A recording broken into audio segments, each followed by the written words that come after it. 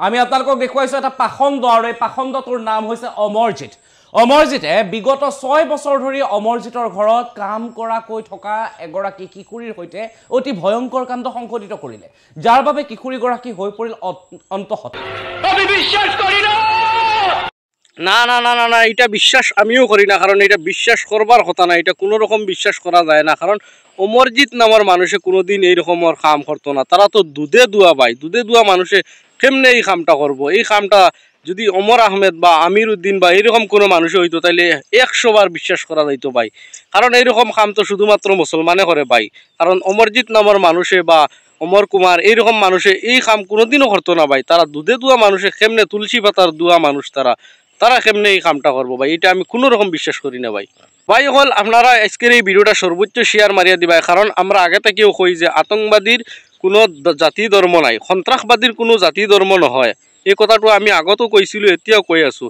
যদি আজি এই ঘটনাটো মুছলমানে কৰিলেহেঁতেন, গোটেই মুছলমান জাতিটোক গালি দিলেহেঁতেন সিহঁতে।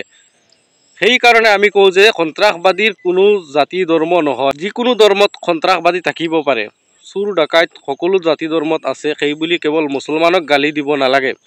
নিঃসন্দেহে তুই ঠিক কথা বলেছিস। ভিডিওটো আপোনালোকে সকলোৱে শেয়ার কৰিব ভাই।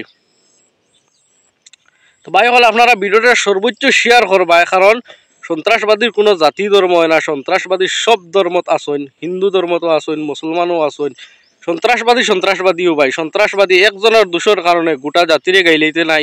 এর কারণে আমরা কই যে আজকে এই ঘটনাটা যদি কোনো মুসলমানে করিলেইতো, আজকে এই অমরজিতর জায়গা যদি আমির উদ্দিন হয়ে যেত, তাইলে গোটা ইসলাম ধর্মর মানুষের গাইলানি হইতো ভাই। গোটা মুসলমান জাতিটারে ধরিয়া মানে গাইলানি হইতো।